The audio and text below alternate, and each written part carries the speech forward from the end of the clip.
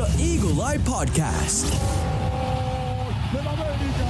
The number one show to bring you all things Club America in English. From tactical analysis Pelota para la banda izquierda. to player updates. We've got you covered on all the latest news on Las Águilas. Now, let's start the show. This is the Eagle Eye Podcast.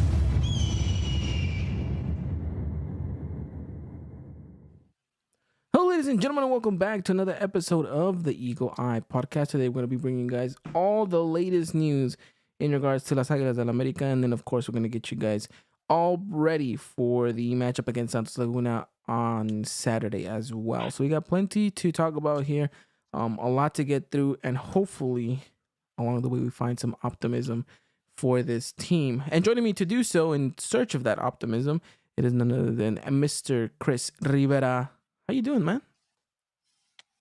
Good. Let's hope we do find that optimism because I think we're probably two very negative people when it comes to this sports stuff. But hey, man, like you said, let's find that optimism and hopefully the optimism actually works this season, right? Because there's been a lot of downs and a lot of bad news and whatnot.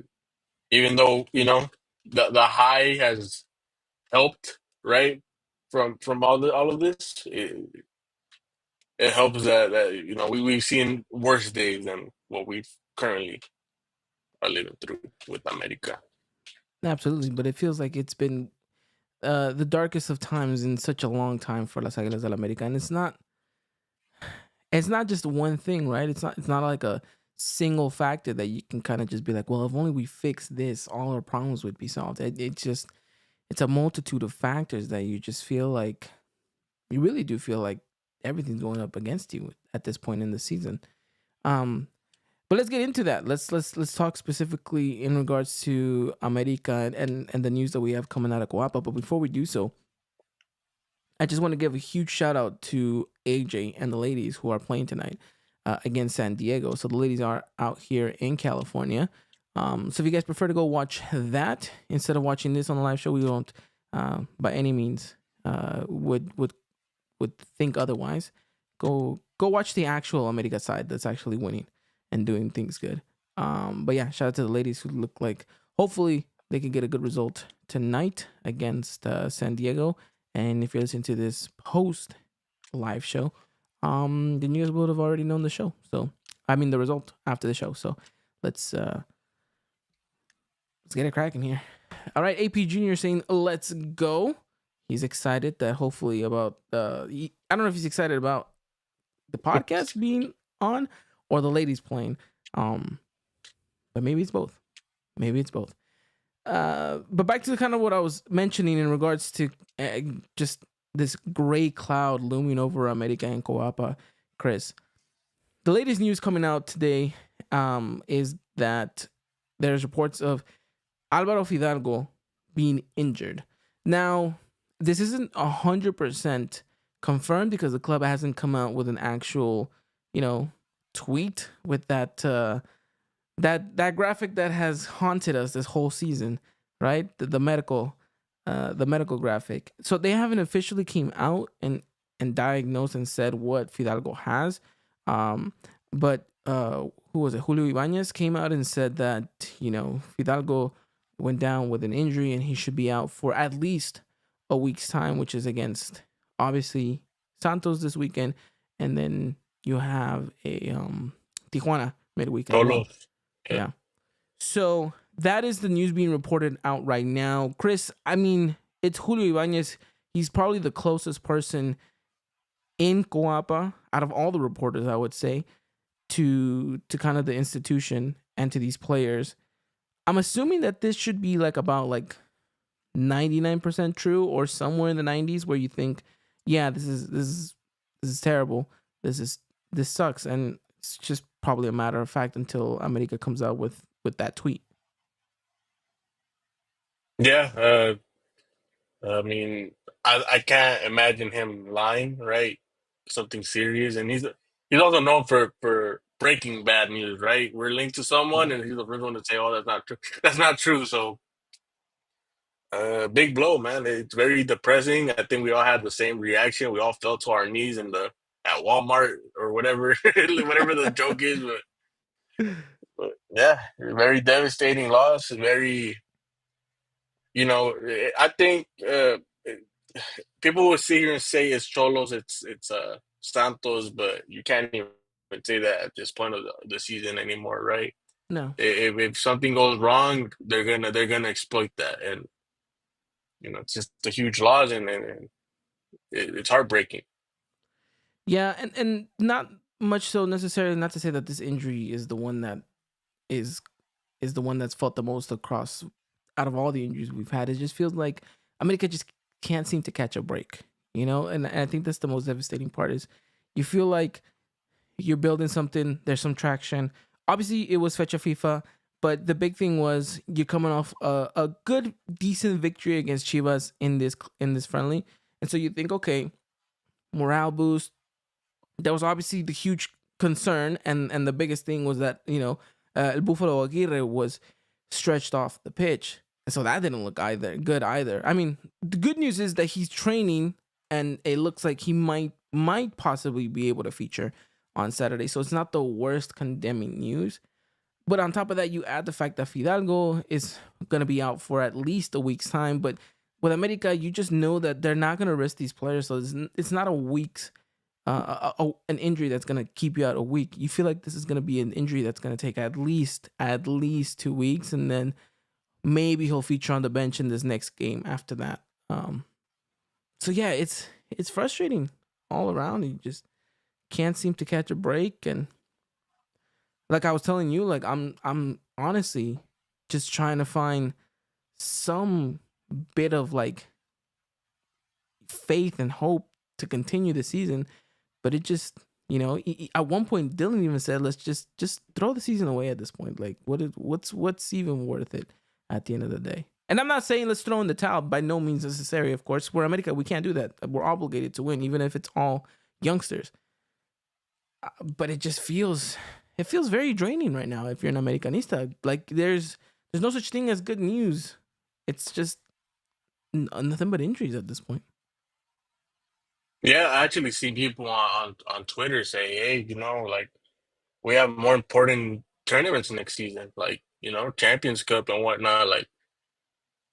Like why risk anything that could be more long term, right? We see Igor's out, and then if you kind of put in players that are not 100%, you might make it even worse. I think the front office is to really sit down and have a conversation about depth and really have a conversation about who they're bringing in and why they're bringing in and really question things, right? Because I think me and you have really been vocal about stuff like that.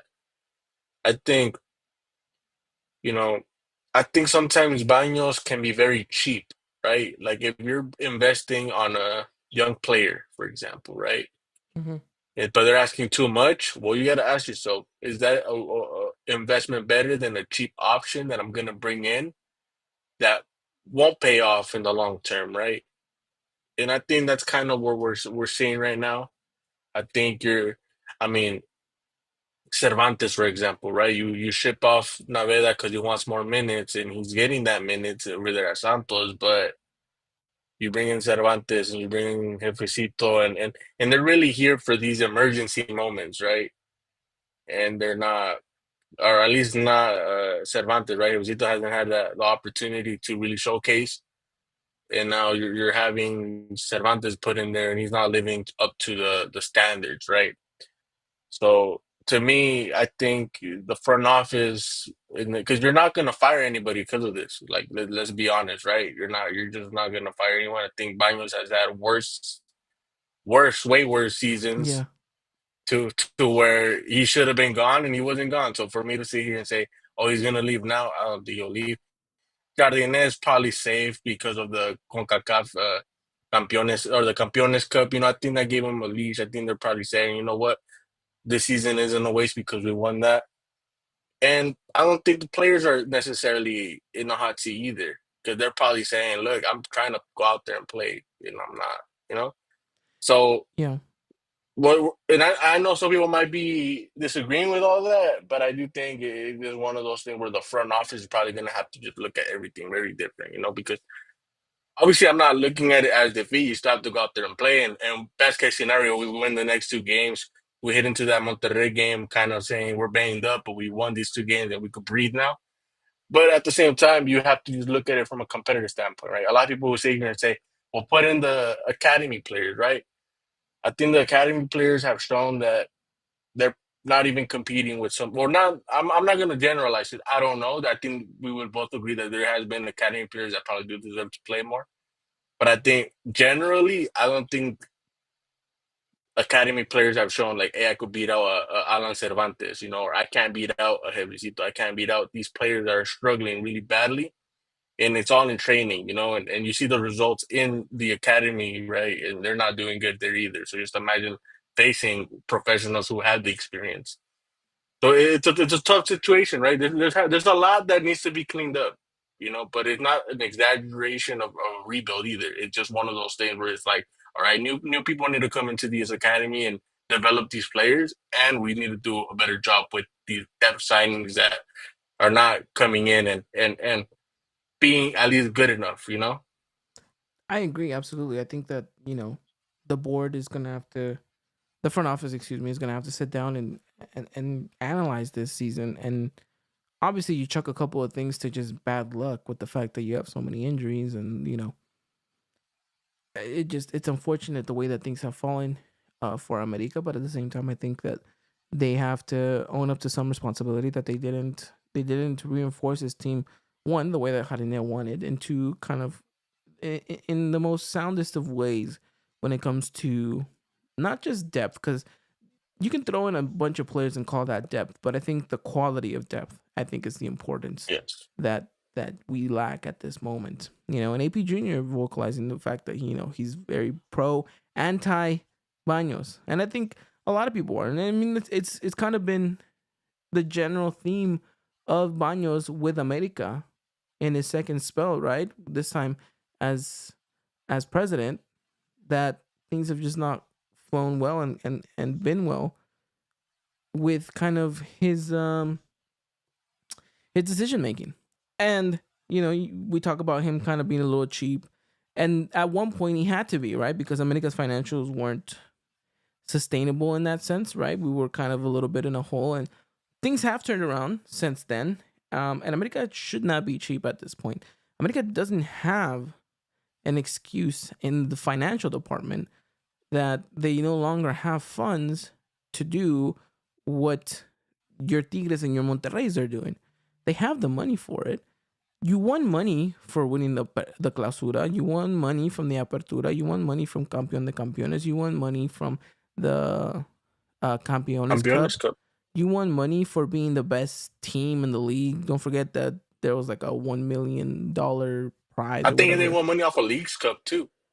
Yeah, so I mean, the resource and the financial backing is there, and on top of that, whatever you want to sum up to in regards to the stock market, right? Whatever money is coming in from that department as well. I know that ticket sales have been plummeting drastically, and that maybe is hurting at least the budget of what they thought was going to be the case for this season come around. But I still don't think that's enough to burn such a deep hole in your pockets that you can't somehow find a way to excel in the financial department. And of course, you're in America, you're always going to get taxed for being the big club. So you're going to have to spend a little bit more money if you want to get the players that you want to get.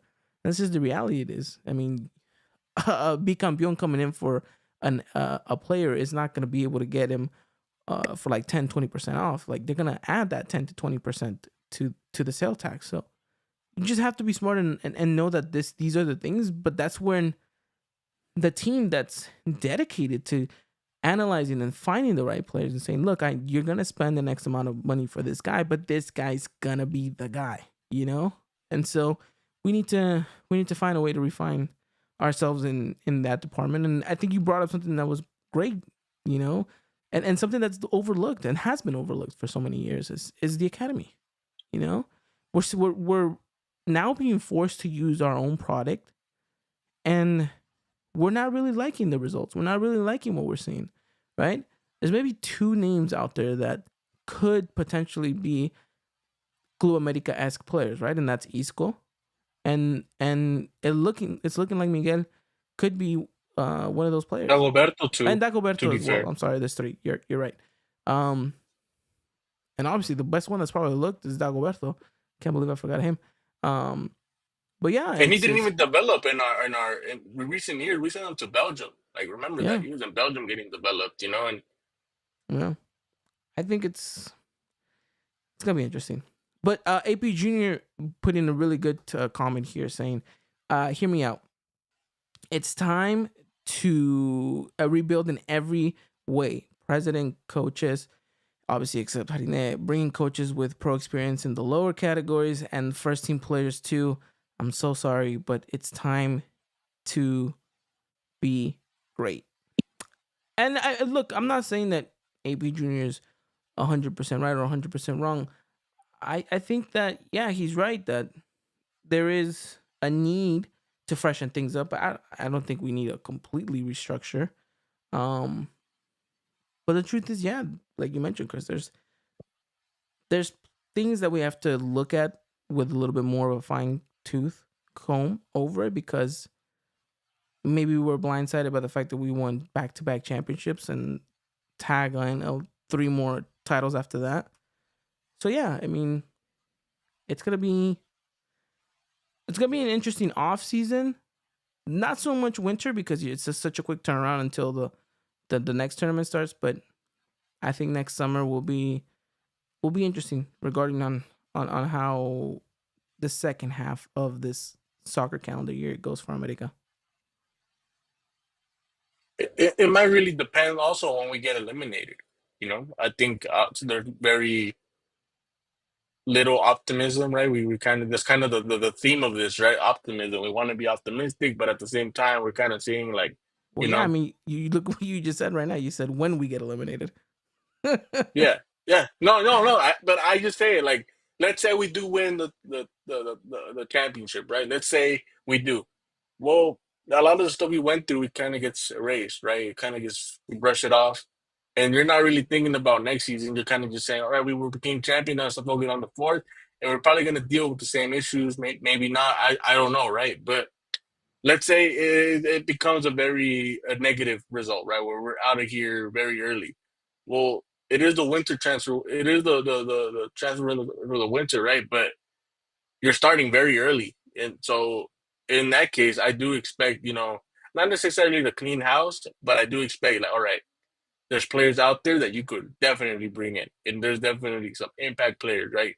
In league, outside the league, now if we were to be like I said, we make it to the final, we win, we don't, but we make it to the final, then I do agree with you. It'll be one of those situations where it's like, it's too short of a moment. We're probably going to drag this all the way to February, when the window's starting to close and whatnot. And it's just, like at some point, like I said, we're talking about front office, right? At some point, they're going to have to think, is this team good enough? Or is this team good enough, but they just dealt with injuries? Or there is stuff that we really need to fix, right? And I guess that really depends on coaching and the front office to really sit here and analyze, right? Yeah, but I think anyone with a little bit of knowledge and a real focus on this team could tell you that it's a little bit of both, right? And that's going to be the interesting thing about it, is how do they deal with that specifically. AP Junior is probably misinterpreting me when I said Isco, saying Isco's too old, saying we should have a limit on an age gap of 30 years old. AP Junior, I wasn't talking specifically about Isco, the ex-Real Madrid player. I was talking about Isco Ramirez, the youngster. That is. We should probably call him Miguel. Yeah. We should probably call him Miguel Ramirez. But yeah, we probably should call him Miguel Ramirez. But everyone calls him Isco on Twitter too. So, hopefully that clears things up. I'm not saying we need to go sign Isco. I definitely think that'll be a waste of money, and a waste of wages. Well, that's a good debate, because I think there's going to be a Diego Valdez conversation that we might have sooner than later. He's definitely on the radar. Ritual coming into the chat saying Javairo and Borja need to go. Um, Maybe a little bit harsh on Javairo. I can see why the Borja. Um, I agree with Borja. I agree with Borja. Should have never he been just signed, came. if I'm being honest with you. But Look, I think yeah, and his it's good. contract is big. His Yeah, contract is big too. So that's a guy that's gonna last here for a fat minute, if I'm being honest with you. yeah, and look, it's not to say that he can't turn things around. Obviously, I think the thing is when America's playing good and America was playing good last season, we kind of let slide some of the players that weren't necessarily contributing or looking that great, right? Because they get carried by the result at the end of the day. When things are looking the way that they're looking right now for America, it's obviously a lot easier to isolate these players that aren't maybe necessarily playing so well and maybe carry a little bit of that blame to them. Um, and rightfully so, right? I mean, you go out there and you're supposed to play a good game in order to help your team win. But at the moment, right now, the way things stand, a lot of people are under the microscope for America, and you know, Javairo's one of them. I Borja's want to one know of what's them. funny. I want to know what's funny. When we won in 2018, we kind of had a very similar situation. It wasn't because of injuries though, but remember, all these players left to Europe, right? Marquezine, Edson, Lainez, Guido, Uribe. uh, yeah, Uribe, right? And you kind of start to see all these players that were kind of like dragging, right? Roger Martinez, some players became older, right? Like Peralta and uh and Paul Aguilar, Bruno, stuff like that. The players just, and it's not necessarily the same thing that we're kind of dealing with now, but you are kind of like looking at certain players and saying, well, when is it your turn to leave? Because you're not necessarily bringing anything to the table, right? Richard Sanchez, right? I wasn't, to me, when he started to get benched for Jonah and we started winning these championships, right? That kind of told me, like, you know what? Like, he's not the guy that we kind of thought he was. And now for me, it's like, it's only a matter of time when he leaves. And I've been kind of predicting it every season. Oh, he's going to leave now, and he doesn't leave. And I'm not necessarily saying he's a useless player because I do think he has his moments, but I do think it becomes one of those like you sub him in, you already know what you're getting, and Yeah. and we kind of need that some explosion, right? Something fresh to come out of that. And when he starts, it's just the same thing, right? He could give us a goal from long distance here and there, but it's just like, well, when is that? It's not consistent enough. So I agree with you. It's a very similar feeling to that to 2018, 2019 season. Yeah, and now that you mentioned Richard, I had seen something, nothing confirmed by any reputable source that I could see, like a Caballero or a Julio Ibanez, but there was reports saying that Richard Sanchez left training early as well because of a muscle injury. Um, Oh yeah, Again though, yeah, I've seen that too. that wasn't something from like a super credible source that use 100% there all the time. So I take that with a grain of salt. But again, I don't think anyone's kind of scratching their head over Richard Sanchez and thinking, "Oh my gosh, another one." But it is still in the sense of great, another injury. I think that the thing with Richard Sanchez is I think you have to look at it. It feels like it's gonna be another Roger type situation, in where no one's gonna want him because of his high wages, right? The issue isn't offloading him for a price. I think the issue is gonna be offloading him for wages because he's making really good money with America, and no one's just gonna Now, come in now, and be like, "Hey, we're gonna pay you the same or more," you know? now, this isn't so let's talk about that, right? This isn't a new, old issue, right? This hasn't been a theme that we couldn't sell players. Why is it that nowadays nobody wants a player not because of the player, but because of the wages, right? Roger Martinez, okay, I kind of understand, right? Because Villarreal owned like 50% of his card, right? So the negotiations there was kind of like, well, we value him at some certain point, and you're gonna have to pay this, and then. his contract itself was very bad. But why is it nowadays that you kind of hear like Richard, right? I do expect them to be paid good, but it's not. I wouldn't say it's like crazy either, right? Why is it that we can't load up? Is it that we overvalue these players when we sign them because we're America, or is it simply other teams are just becoming super poor and we're too rich that now we can't get rid of this player because of that, because it's like, well, we're overvaluing their contract because we can, and other teams can't afford them, so we win these negotiations when we sign them. Well, what is it like? Well, why is it not? Why is now the issue for stuff like that? But back then it was like super, like really super easy, right? The players have their high wages, and we still could send them elsewhere. Now it's like we can't. It's if they have high wages. You it wants to become a free agent, and that's it. I think it's a little bit of both of what you said. Maybe a little bit more geared towards the fact that we just we just pay a little bit more than we need to. But granted, look, whenever Richard signed a contract extension with America, he was playing good. He was a starter. Like he looked like he was going to be the future center midfielder of America going forward. Um, mind you, he came in with Piojo, and he looked like he was gonna be that suitable Uribe replacement, right? Looked well in that America side where we went to the final and played against Monterrey. Um, so he looked like he was gonna be a suitable player. He was still young at the time, But so how you long? felt. But how long ago was that? That's the thing. It's like Yeah, we're no, talking I agree, but that's when he 2008, that's when he 19, was. right? Yeah, that's when he was starting to become more of a more of the player that you saw. Okay, he could be something, and so I guess it's one of those things. Like in football, you take a risk. You should be perfectly well aware of this. I mean, Chelsea's doing this right now, right? They're taking big risk with these youngsters, giving them lucrative contracts, knowing whether or But not even they're but gonna even be. then, like even then, they're capable of selling players. Like Yeah, a lot of well, people because it's kind of. different. I mean, it's a lot easier for that player to be like, okay, I'm gonna lower my wages a little bit and go play and still play prestige European competition, right? Rather than Richard's gonna be like, yeah, I'm gonna lower my wages and go live in Aguascalientes and play for Necaxa. Like it's a certain lifestyle Yeah. balance here that you have to take in consideration, and I think that's something that we ultimately forget that it's ultimately the player's choice to want to reduce their wages or not.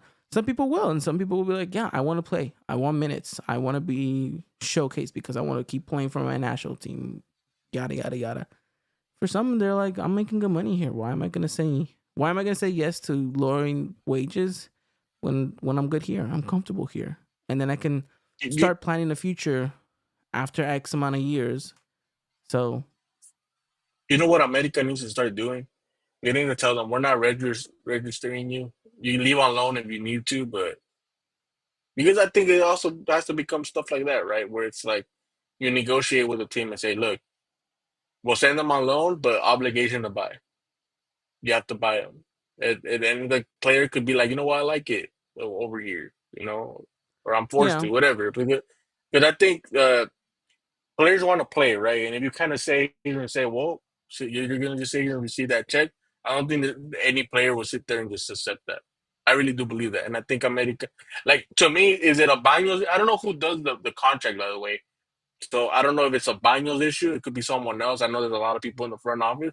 But it does start to question where it's like I hear sometimes like we sign someone from South America back in the day, not necessarily now, but you hear it's like they're getting paid three times more than they were getting paid. Like, is three times more really necessary? Like why can't it just be 10 times more? Why does it have to be three times more? Why does it be 10 times more? Like yeah, like and we're bringing these like these prospects that you see in MLS, right? I usually bash at MLS for their bad play and all that. But you kind of look at their youngsters that they signed, and they're all Hoyas from like Argentina, Brazil, or Paraguay, whatever, even from the UK, right, from Europe, and they're bringing in these youngsters that are 18, 19.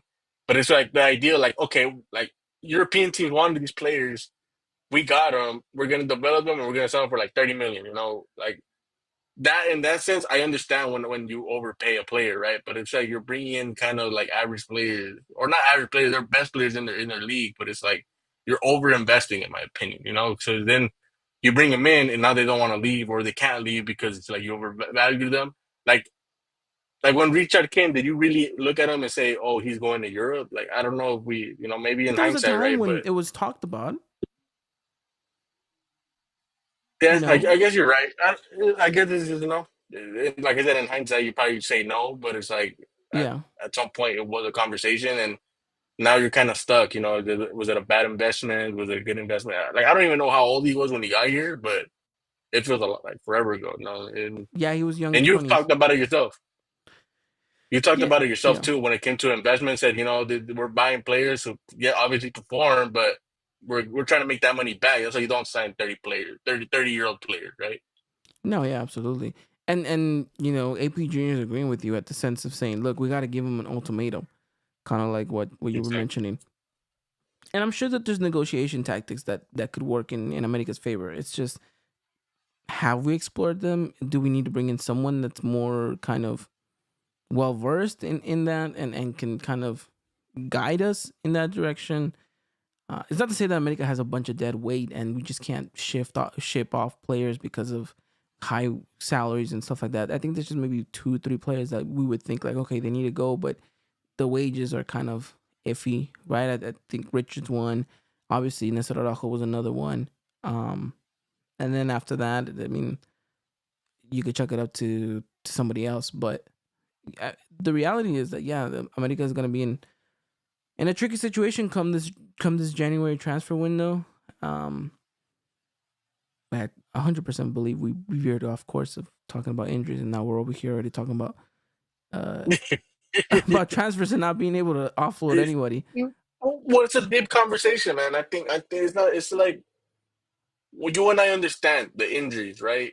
But Mm-hmm. but it is a conversation where you've said it before, and I don't necessarily disagree with you with the whole no excuses. I get where you're coming from, but there's also a reality where you have to look at these players and say, well, no excuses, but are these players good enough, right? Yeah, Because you look at like, I'll highlight the players that we brought in. You look at Alan Cervantes, Borja, right, and you look at Jefecito or Aguirre and Chiquito Sanchez. You look at these players and you said, where do they fit? Because that's the conversation you and I and Christian have when we're on this podcast and we're talking, oh, this guy arrived. Well, how do they fit? Do we like it because of the fit? Do we? Sometimes we're proven wrong, right? You and I weren't necessarily that happy or that hype with Quintero, right? With the Quintero with Quiñones, Quinones. my bad. Everyone was Quinones, hyped about Quintero. yeah, Quintero, yeah. But Quiñones, you and I were very, very like, I don't know how he fits.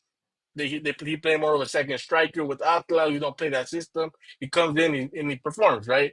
Obviously, you were very critical with how he performed, but nonetheless, he But scored yeah, goals. He performed, he right? still put up the numbers at the end of the day. Yeah.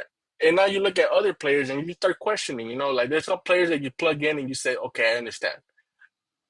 Like Davila, for example. I kind of said, you know what, he's a perfect fit because he's not necessarily a winger. We don't necessarily play with wingers. We play with cams that play that are they're more like cams, right, on the wings. Sendejas is more of a camish player.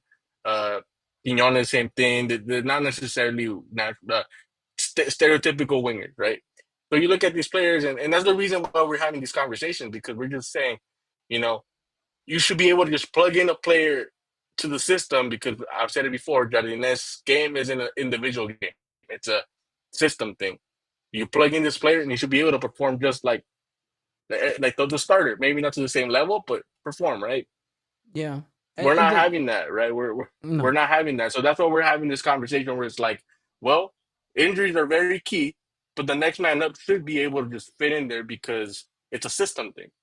You know, so that's what we're having this conversation about transfer, front office, all that, because it's obviously you start to question, well, why does this guy come in if he's not even fitting the role? And you have to change formations, and we're sitting here arguing about, oh, why is there playing with a back line? Whoa, brother, this we lost this guy. Whoa, we shouldn't do that, right? And then it's like we're here back and forth, and it's very draining, very dragging. But you know, you get what I mean, right? yeah, yeah. It just feels like I mean, at the end of the day, this is going to be just a complacent season by the looks of it, and I mean, we'll see. But you're right in the sense that depth wise, we should have been somehow stronger than last season. Yet we've downgraded substantially. Um, so of course, I see where the kind of the tangent came from in that sense. But yeah, I mean, the reality is that America continues to be in a tricky situation, and when you think can't get any worse, somehow it magically does. So that is the unfortunate part. But let's talk reality, right? You mentioned that you talked about how this is not getting any better and how we're having to switch to this formation, that formation, and this player stepping up isn't good enough. Coming off the bench, knowing where we are, the reality of it, and seeing just the amount of players that have been out due to injury, and now you see the list grow. Is Fidalgo's injury the straw that broke the camel's back, in the sense that, do you think at this point, in this stage in time, as we're recording and talking, and I'm gonna ask a big ask of you to talk for all Americanistas, do you think that it is okay at this point now that we would all be eased out in saying that, if America doesn't win this tricampeonato, then it is what it is? But No. no. I won't even let you finish. No, Do you still have faith in this team winning the tricampeonato? In it's not broken leg and everything. Yeah, it's not necessarily faith. It's more of, we're Americanistas, More right? hope You at want me this to point, I speak think. for everybody, right? Everybody, the expectation is still the same. I could sit Yeah. here and argue with you about reality, right? I could sit here and say, brother, it's okay. We can't win them all, right? Reality, we can't win them all. It would be suspicious if we win them all. That's when the people are gonna be like, oh, we guys buy everything, Yeah. right? Yeah. But we're winning every all the time. So reality, we can't win them all. But But can like we I win told you this during Leagues one? Cup, but like I told you, like in Leagues Cup, all I ask me personally is go out there fighting. And if you're asking me that this team could at least go out there fighting, if we could fight, we could win. And yes, like you said, all these injuries, all these things, all this whatever. I get it, but it's still 11 versus 11, right? It's still professional versus professional. Jardine has to stop overthinking sometimes and sit here and say, you know what, this player needs to go. Because I think he overthinks stuff. When you look at the five back line, I tell you and Christian, I don't have an issue with it. But yes, you're right. There's no progress movement, right? And that's more of a, well, you guys need to work it. You need to find a way, right? If you're gonna play that five, you need to find how to make those wing backs run up. If it's actually a five, because there's times where you see it at more of a three. You three see center backs covering you see the three center backs. You see the wing backs all the way up. So whatever we have out there, we got to find a way to go out there and be in front. And I think, like I said, no excuses at that point. Again, you want me to speak for the Americanismo? There's no excuses, because if you have a starter out there, right? Let's say Henry Martin. There's a lot of people criticizing him, saying, "Oh, he went goals this season." He still has 5 goals and 2 assists, right? That's very good for Liga Mexicana. Okay, if he's out there, I'm expecting more goals. Diego Valdez, if he's out there, I'm expecting more. If whoever that starter is, brother, you've watched European ball and you've seen one player completely. What did we see yesterday, bro? Mexico didn't play in anything spectacular, but you saw one player carry the team on their back and do a lot of things on attack. Raul Jimenez, right? Yeah. I don't know if you watched the game, but I did. everyone was hyped. Everyone was, happy for him because he was performing at a high level. Now we just need a player like that, where he says, "I'm gonna get the ball. I'm just gonna do everything," because we haven't had that one-sided performance in a long time. I really can't even remember the last time. The one that comes to my head was Mika Arroyo back in the day, right? Where he would score these free kicks, or he would do all these 1v1s on the wing and take on the fullback. We need performances like that. We need someone to sit here and say, you know what, I'm gonna carry this team. And that's, regardless of the starting 11, I think that's what we need. So if you're asking me what my expectations are, if I'm okay with, no, I'm not necessarily okay. There's reality, right? And there's stuff that we're gonna talk about after the results.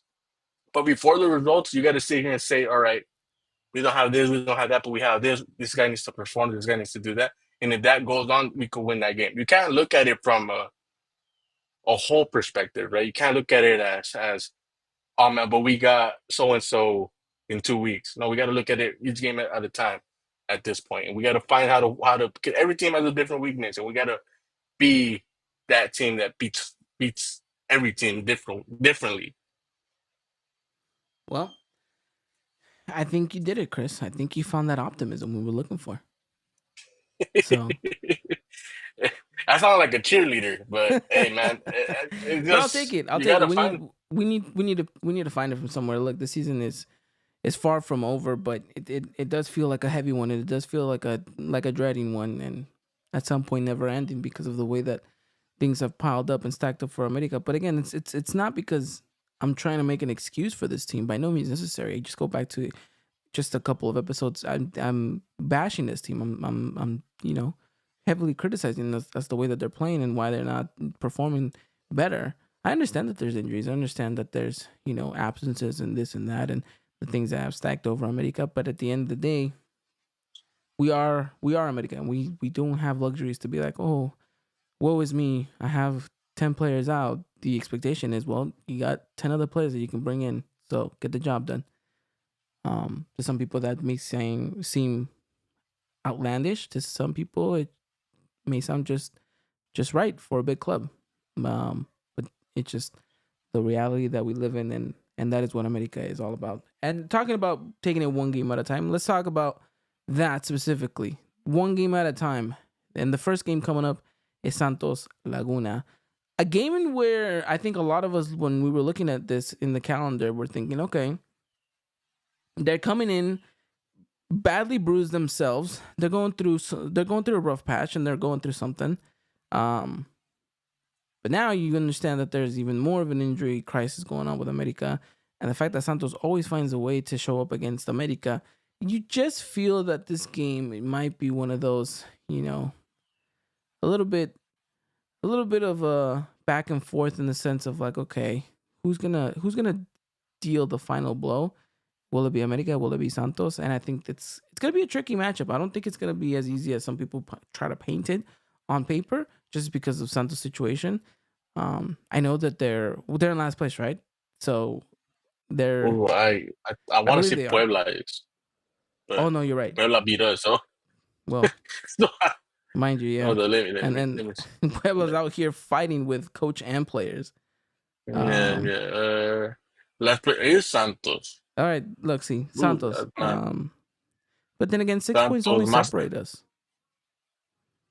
So it's not a world of a Oh, difference, right? You're not trying to paint the picture that America's in first place in comparison to Santos who's in last. I mean, it's still 10th versus 18th. I get it, there's a gap, but it's nothing, drastic in that sense. But look, America needs points. America needs to start scaling the table. And, if it has to be with an ugly win against Santos, then so be it. Obviously, we're not going to get the most lucrative starting 11 because we don't have all these good players available to our disposal. Last we heard was that Henry and Aguirre were the two that looked like the most plausible to be back from that injury list. Cáceres still looks like he's going to be out. Nestor Araujo looks like he's going to be out.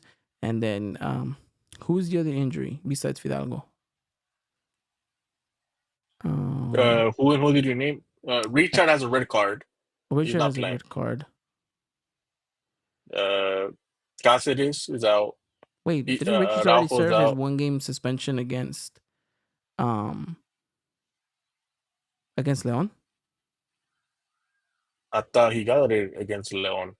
Did he? Am I tripping? I don't. Hold on. He got it against Pumas? Was it against Pumas? Hold on, let me check It that real quick. was. It was against It was against Pumas. Yeah, it was Pumas. against Pumas. You're right. Against Leoni, he already served it. So Yeah, but if he's the rumor injured, is that he's injured. he's injured. So But look, something that me and Chris were talking about in regards to this game is that I know we've all talked about it and we all definitely do not like it, but that back five looks to be a running theme that America's gonna have to use maybe up to the end of the season, which is crazy to me. But yeah, I feel like there's just no other viable option, but America's gonna have to play the back five. That defense is probably gonna look Ramon Juarez, Miguel Vasquez, and Calderon on the center back partner role, and then Borja on the left fullback, and then Dagoberto or Kevin, who looked pretty good I against think Chivas. Kevin has looked really good. I think he needs to But I play. think it might be Dagoberto just because we need to start covering minutes. And if you're gonna have Miguel out there, you might as well have Dagoberto, and you're a lot closer to wrapping it up. Either or though. But if it is Kevin, cool. I think he's picking up form and Israel Reyes could be another center back too, by the way. oh, that's right. I forgot he's back.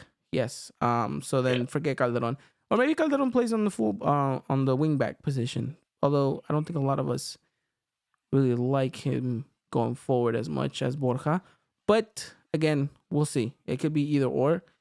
In the midfield, I saw a very interesting tweet. Someone saying that they should just put Miguel Ramirez, aka Isco, with Jonathan Santos and I think it was Alan Cervantes. Not too sure. And then of course up top would what is it? It's a be 5-3-2, right? Would it be a 5-3-2? Is that what we're looking at? Yeah, it's gonna be a 5-3-2. Okay. You know what I think? We should put Sendejas there. Yeah, I can see that. Sendejas plays in. He's not necessarily playing wide. You could put in Isco could be ahead of him. Sendejas could be more of a tracking back. You have Jonah doing what he does, right? Yeah, the anchor. That's what I would do. Up top, who do you put? Do you put let's just say Henry's fine, right? Because he's I think the one that's the closest to coming back. Let's say Henry's fine. Do you pair him up with Diego Valdez? Do you pair him up with Ilian Hernandez? I'm not starting Diego Valdez. So you don't start him? So do you put Victor Davila with Henry? You could put Victor Davila. You could because he could play a second striker. But I do think it's going to be Aguirre. I think it's Aguirre because I think you're going. Well, if they're both looking healthy, for I think I would be ideal. But I think one of them sees the bench. Then I'd go with Victor Davila. He's more of a second Rodriguez striker. Is the other one that's out. Sorry. Go. Okay, you're right. Brian Rodriguez. Yeah. Brian Rodriguez. Oh. Yeah, he's out. Yeah. I would put Victor Davila over Valdez. I think Valdez probably has a bigger impact as a sub anyways. At this point of the season, I think you're kind of seeing too much of him and he's not necessarily giving you as much, and injuries as well. I think him and Henry are two players that you're just looking at like there's gonna be a moment where you're gonna get hurt. And while I don't wish it, it's kind of likely. And I don't know if Valdez has gotten hurt this season. He did, right? Yeah, he got hurt. He's already been injured. Yeah, he's been injured like, already. I would rest him up and have him more ready for the Monterrey game next weekend. Yeah. Me personally.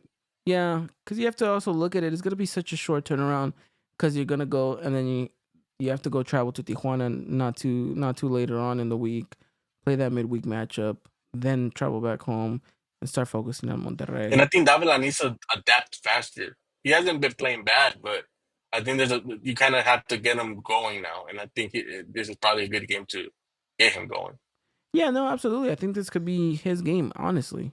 If he starts, which I think he should. If you don't want to risk neither one or the other, obviously Davila starts. So I'm hopeful that hopefully if he does, he can kind of be that difference maker, the one that you've been calling for to kind of have that individual brilliance and that individual moment. Hopefully it is him. Well, hopefully he can take this game and put it. Is Chiquito Sanchez back? Is Chiquito Sanchez back? You mentioned him, but I haven't heard anything in regards to him. Because he had appendix. Yeah, Like but that, he the wasn't thing was injured. that it was He going had to be a like a out. month's recovery. And I think we're barely on completing that month. So I don't think he's yet kind of in the realm of, oh, He he's coming went back. to Houston though. He went to Houston though. I don't know if he played. I don't think he played, but No, I don't he even went think to he was on the Houston. bench. Yeah, But he went to Houston. So I would assume he's game well, ready. I don't know if he's. let's see. Let's see. We'll see if he makes the call up list. But I hadn't seen anything in regards to that. Um, yeah. Ultimately, look, it's looking like it could be a proper performance put in by these players. It's just, can they find a way to move forward, have an outlet, look aggressive, find opportunities, not just so much playing on the counter.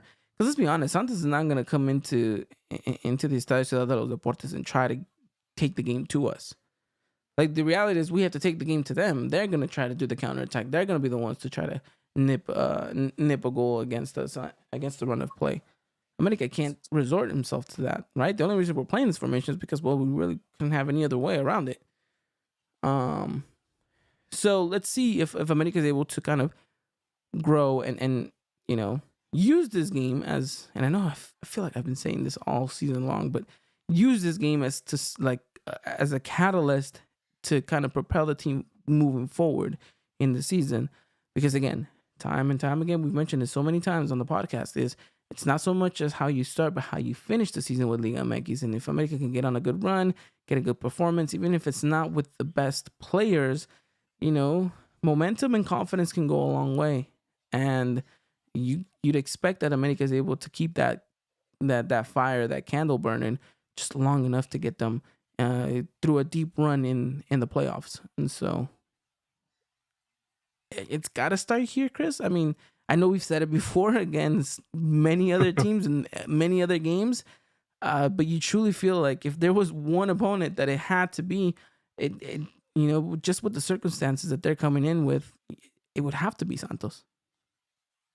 There has to be a game where you finally get that breathing room, right? You're too much close to the outside that you kind of can't make any errors, right? Now, No. if you start winning one and maybe you lose a couple later on, right, or tie, whatever, but at least like you kind of look at the table and you're saying, well, you just win this game and kind of let the results for other games do their thing, you might be able to breathe and kind of say, you know what, now we don't have to depend on anybody. We kind Yeah. of just depend on ourselves.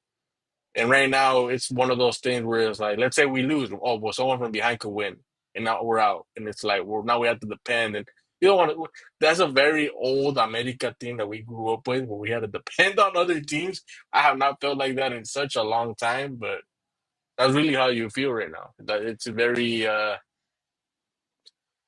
You win one, and all of a sudden you're ahead of all these teams, and you're kind of saying, you know what? And like I said, the reason I'm not losing my mind on a lot of things is yes, there's injuries, there's this like not an excuse, but it's kind of like okay, but it's not like other teams where it's like, man, we were good last season, and all of a sudden we're bad. No, well we kind of know what's the issues, right? What the issues are.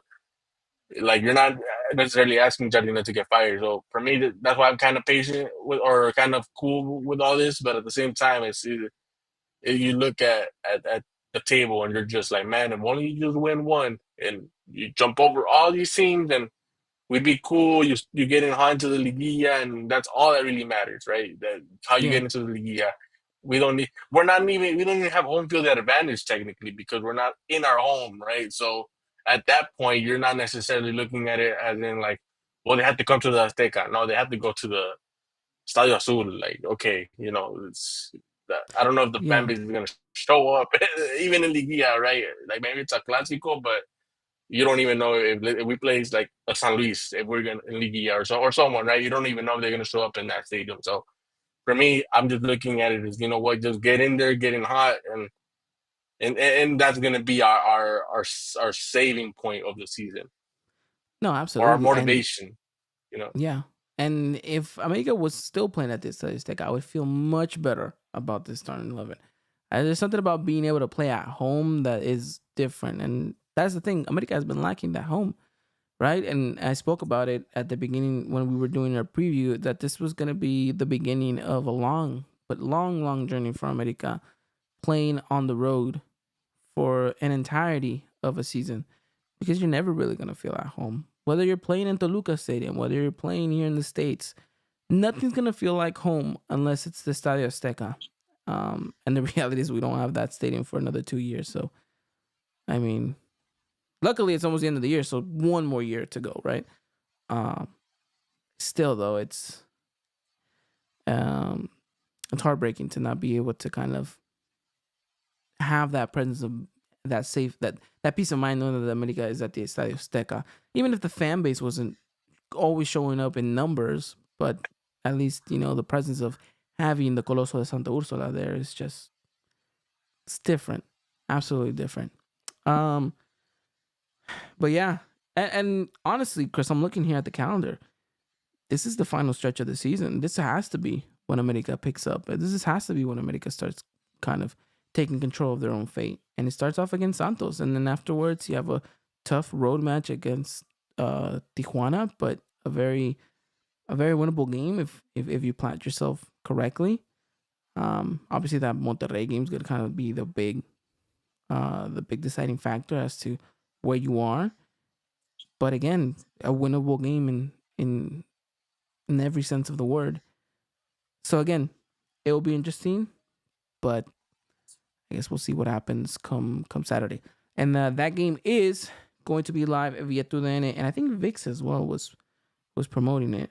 That game's going to be at 6 p.m. Pacific, 6:05 actually, 6:05 p.m. Pacific, 8:05 p.m. Central, 9:05 p.m. Eastern. And yes, that game's going to be on VIX, TUDN, Univision, and I got here Football TV on my app as well. I don't know why. But yeah, look, interesting game, interesting matchup. Really, at this point, I'm not even looking at tactics or anything, or for America to play any beautiful type of soccer. Just go out there and win. Get the result, get some points, start growing, start catching some form, and I guess move on to the next one. So yeah, I mean, I looked at the schedule right now too, and you end with two teams that kind of have your number historically, right? yeah, Which is Toluca and Pachuca. So you have to go out there and just win, right? The good thing for us, we played Monterrey, but we were playing them home, right? I think I would be a lot more nervous if we had to go to Monterrey, because I would be looking at it like, yeah, well, that's kind of have to survive that game, and that's not what you want to do at this stage of the season with the way we're playing, right? You don't want to look at a game and say this is a survival game. So, and that's kind of where that game would be if we played in Monterrey. And I'm looking at Toluca and Pachuca, and I believe we play Pachuca at home, if I'm not mistaken. Yes, Pachuca at home. Yeah, we play them at home, and in the Toluca game, it's a headache going over there too, but I'm more comfortable going to Toluca and getting a result than going to Pachuca and getting a result. So, and honestly, like from away games, it looks like the Cholos game might be the more of a headache. Yeah, that might be the Really. most difficult one. Just, playing on turf, playing up against a team that's very well composed with the way that Osorio is making them play. Yeah, it's like I said, the last stretch of the season where you think, okay, some things just have to give, and hopefully America can do so.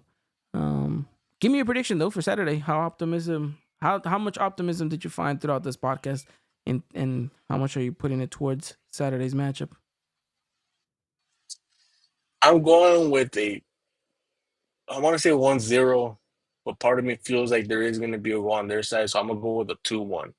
2-1. 2-1, and I think Acevedo is going to be super annoying, because I think he always has that one game of the season where he looks like he's ready to take Ochoa's spot, and everyone hypes him up for exactly that, and it's always against us.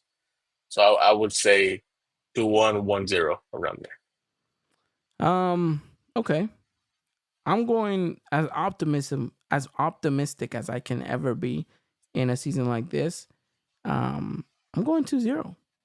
2-0, Acevedo makes a huge mistake. We capitalize on that. I think, we need some goals. We need some reassurance in the back, but we also need some confidence going forward. I think a 2-0 result would absolutely do that. And I think it's doable. It's plausible. I know we talk about Santos always being a headache for America one way or another. I just think that there's a lot going on over there that there's just it might just be enough to not get that side of Santos for once with America. But we'll see. It'll be interesting. And like I said, 2-0. That's my prediction. I'm going with it. But we'll see what happens on Saturday. Oh, it's a new season, right? That's kind of how we have to look at it right now, and we have to really win these games, right? No Yeah. excuses. Like you say it all the time. Even though there is issues, I think the players' mindset needs to be no excuses. We have to go out there and perform, and whoever it is, whoever like. I really hope there is pressure on some of these players to perform and go out there and Yeah. and and and look at it as their jobs on the line, because I do think there's some players that kind of have to look at it like that. Not all. I think some of them are very aware that they're going to be there for a good amount of years, but we need to be more aggressive now. And I hope Jardine kind of gets that, and it's funny because the games that probably refreshed us is both wins against Chivas. One's clearly a friendly, right? And Yeah. then the game in season, they refreshed us, and I do think the Campeones Cup game did set us back, because I do think they kind of not intentionally, but I do think they went in there to survive against Necaxa and Pumas. who was the Pumas, right? I do think that they it was self-sabotage in those games. Well, now there's nothing in our way, right? So now, like you said, no excuses. There's injuries, but next man up, and the next man up needs to go out there and perform. And Jardine hopefully, sets them up for success. Absolutely. AP Junior going with a very I guess this heartwarming 1-1 lackluster game by America. Honestly thought with the way that he was talking earlier that he was gonna come out with like a 2-3-0 prediction. But hey, took me by surprise there. AP Junior 1-1. I hope not. America needs points. And Yeah, we can't keep dropping them to quote unquote easy rivals. So yeah. And a we'll see tie what would happens. just keep us hanging in the wrong side of things. Like, Yeah, it's absolutely. You not winning. can't. We win our next two, we're having a different conversation, because the table would look completely different. But you need to really win those next two. You can't be no more tying or anything like that. Yeah, you can't afford to drop points at this late stage. Like I said, we're at the final stretch of the season. You got to get it going. But all right, Chris, anything else to add on before we kind of wrap it up here? No, no, we touched on everything, I Yeah. believe. No, yeah, I agree. It was Oh, a the good. Adidas, the rumor. Oh yeah. We have time for this. I want to make time for this. Yeah. The big rumor that was offsetting in Club America world was during the international break was that America was close to finalizing a deal with Adidas, so they would be no longer signing with Nike, and that they would be heading with Adidas to potentially, obviously, be the new kit sponsor and the new kit maker for America, which sparked a lot of debate and a lot of conversations on Twitter. A lot of people saying that they liked the idea and that they were happy to go back to Adidas after a long 25-year spell with Nike. And some, I include myself in this next category, don't like the idea at all. They want to stay with Nike. They like Nike. So I think there was compelling arguments on both sides. I think that you brought up some very good stuff. A lot of people have brought up some great designs in regards to prior Nike shirts and all that stuff. I just think that where I was coming from in my argument was that Nike always treated America with a very good pedigree as a top club, as a big club, and they never really gave us a staple like a just here's a template, here's what you're wearing. It is what it is. The America, I always felt like there was more of an envision going forward. There was an idea. Um, there was always some resemblance in at least in the past couple of designs. There was some, thought in regards to why is it that we're making this design.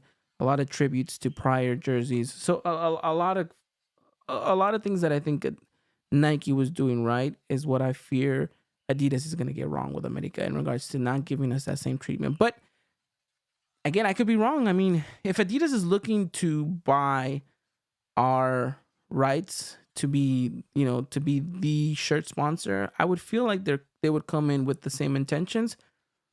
But I don't know, Chris. I don't know.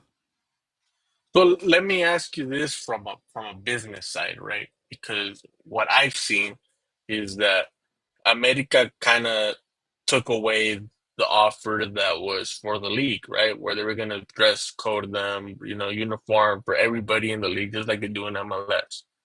That it was originally for the league. America basically said, I would like that offer, and it was a lot of money in that. America said, you know what, it's a lot of money. I'd rather have it and to kind of split it with the rest of the league. Yeah. From that standpoint, right? From a business standpoint, you hate it, No. or is it just simply like No. traditional stuff? No, from a business standpoint, if they're willing to fork up a huge amount of money, by all means, you'd be stupid enough not to take it. It's exactly what happened with Manchester United with Adidas and Nike, right? Nike was the sole provider for Manchester United, and then Adidas came in with a record breaking amount of money to switch over to buy the rights to be their suppliers for the kit, and we're talking huge money, and obviously at the time, United needed the money just as much as anyone would. So from that business standpoint, if Adidas is coming in with a very lucrative contract and they're offering, I mean, I'm just gonna throw out a number out there that would seem preposterous, but maybe they are throwing this number, right? What if they're throwing 100 million at America, right? They're saying, ditch Nike, come with us. Here's 100 million. Yes, 100%. Do it. Take it. At that point, it doesn't matter. Obviously, I have my preference, right? But from a You would financial assume point, it's a big number, right? yeah, Because it was a league offer. It was to be the sponsor of the league and basically dress everyone. Not hmm, basically dress everyone. Actually, same thing as MLS, right? yeah, And while the league is trying to get into the MLS type of business, because let's be honest, from a business standpoint, it makes sense to not have relegation and not have all that stuff because MLS is, if we're talking about value, those clubs are up there with all the European clubs, right? yeah, So let's say Adidas was trying to offer something similar to that. I mean, if America got the same exact deal, we're talking huge numbers, right? Huge yeah. numbers, and we'd be stupid, like you said, to reject that.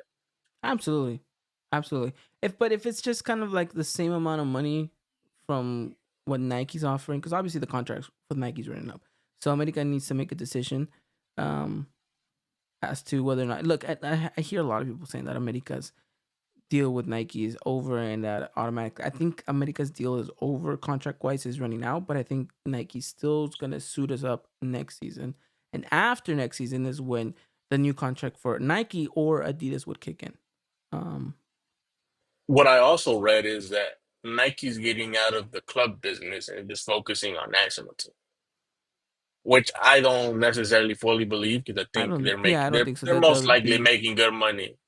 Yeah, that would They're making be. good money off of club, right? So, Yeah, I don't think but that would be a smart business move on their end. But um, no, the reality is, look, Nike's been making good money with America, even when sales were at an all time low for just clubs in general during the pandemic.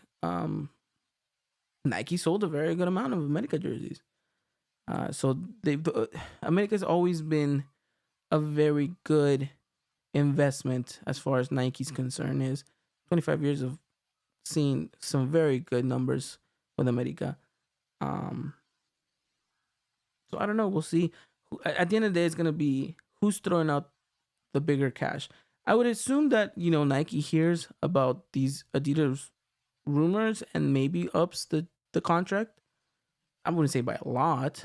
Obviously, if I'm Adidas coming in with 100 million, Nike's not gonna be like, "Oh, I'm gonna offer you 100 also." Um, but we'll see. We'll see what the final word is. It kind of blew up in one day and just died out the next. We didn't really hear much after that. Yeah, So it'll be interesting. I mean, I we'll keep seen you guys up to I date. seen like on TV they kind of broke it down, and that's I just read they just said like basically now again whether it's reliable source or not, because even Fox and all that they're not that Fox is reliable the either when it comes most to all this. don't never trust But Fox on anything. but it's in general like you kind of see some journalists just speak out of their butt, and Oh basically yeah, what they 100%. said was look. Yeah, basically what they said is the offer, and we you and I we spoke about this rumor of the whole league getting a uniform. Basically, it's a uniform, right? Everyone is getting sponsored by the same Yeah, uh, shirt, right? It was going to be Adidas for the whole league, and there was a conversation that came up, and you and I had a debate about that because it was just the whole merger talk and all that. And basically, what they're saying is it's the same offer that was going to be for the league, but but America basically said, you know what, we're interested if you guys just suit up with us, because I guess there was a disagreement with other clubs that were kind of saying we make too much money with this sponsor, which is like Charlie or Pirma stuff like that.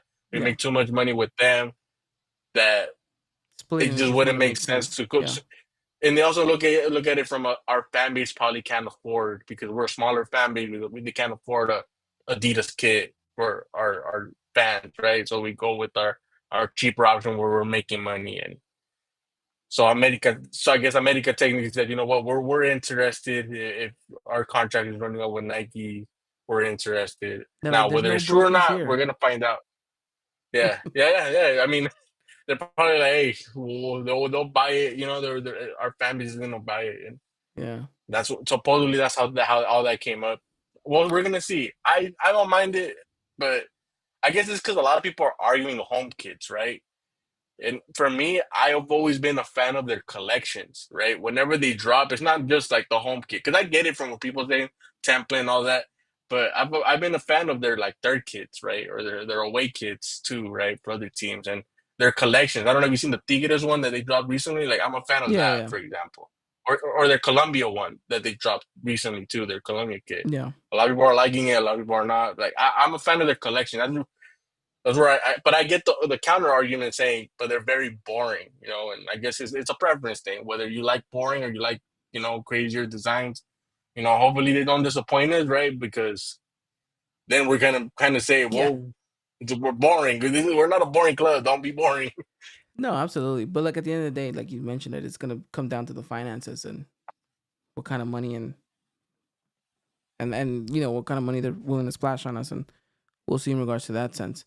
But look, we've stretched this far enough, and I don't want to take more people's time in regards to this. But yeah, a lot of interesting stuff. Just make sure you guys follow us over on Instagram and Twitter at EY Podcast. We'll keep you guys up to date with everything going on in the world of Las Águilas de la América, as AJ is doing right now at this moment, as the ladies are playing against San Diego Wave in the CONCACAF Champions Cup for the women's, which Is it in San Diego? it is in San Diego. So interesting stuff. Well, Again, I saw AJ laugh at they put sand instead of sand. They put San Diego. And I was just laughing for a good minute when you corrected them. He's like sand. yeah. Well, yeah, the English admin is still a questionable one for America. But yeah, I guess that's it. I hope you guys have enjoyed the podcast. Chris, thank you so much for taking out the time and talking all things Club America with me. Always, brother. Always. All right. Well, we'll be back next week to talk all things Club America. Keep you guys up to date with what's going on with the continuing hospital list, and hopefully that list continues to dwindle down a little bit and give us a little bit of hope and ambition that this team can go just that much further and win that so coveted tricampeonato that we've been talking about all season long. But hey, with that said, you guys have a wonderful night. Take care, and as always, arriba la America. Good night. Ladies and gentlemen, this was another production of the Eagle Eye Podcast, the #1 source for all things Club America in English.